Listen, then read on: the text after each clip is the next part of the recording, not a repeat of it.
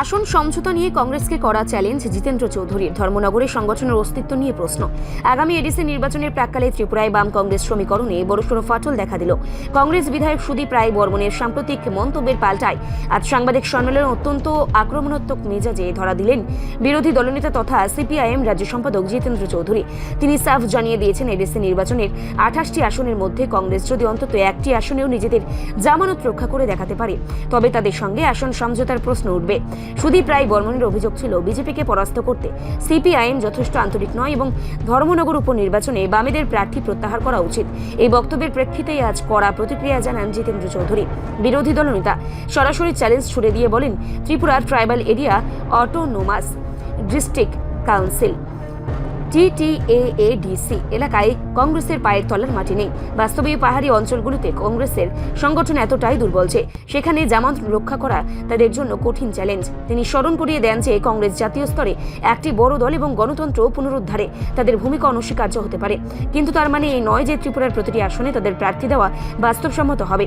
ধর্মনগর বিধানসভা কেন্দ্রের প্রসঙ্গ টেনে জিতেন্দ্র চৌধুরী আরও বিস্ফোরক দাবি করেন, তার মতে ধর্মনগরে কংগ্রেসের কোনো দৃশ্যমান সংগঠন বা সক্রিয় কর্মী বাহিনী নেই, এমনকি সেখানে দলটির উল্লেখযোগ্য ভোট ব্যাংকও অবশিষ্ট নেই বলেই তিনি দাবি করেন।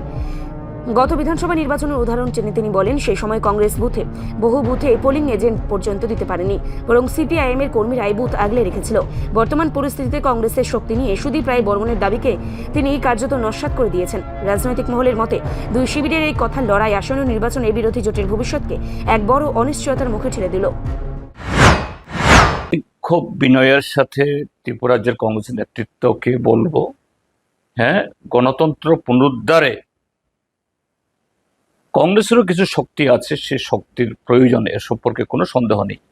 আমি তাদের প্রতি সে শ্রদ্ধা রেখেই বলছি, কিন্তু তাদেরকে আমি খুব বিনয়ের সাথে বলবো যে জামানত রক্ষা করতে পারবে এরকম 28টা কেন্দ্রের মধ্যে একটা কেন্দ্রের নাম তারা দয়া করে বলুক না। তারপরে তো এই জায়গাতে তাদের সাথে আমাদের সিট অ্যাডজাস্টমেন্টের প্রশ্ন আসবে। 28টা সিটের মধ্যে তাদের জামানত রক্ষিত হবে, একটা সিটের নাম করুক। কাজে গণতন্ত্র পুনরুদ্ধারের সংগ্রাম এটা আলাদা, আর নির্বাচনের লড়াই আলাদা।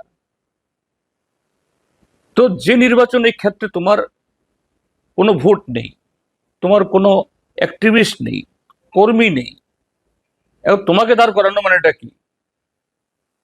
যে সমস্ত লোকরা তোমাকে চেনে না বা আরেকটা আন্দোলনের সাথে যুক্ত, এদেরকে মানে অসন্তুষ্ট করে দেওয়া, এটাকে আমরা করতে পারি?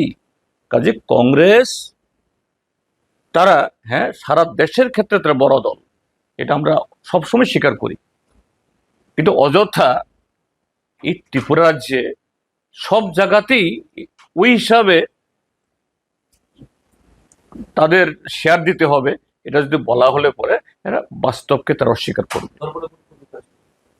ধর্মনগর তাই, ধর্মনগরও তাই।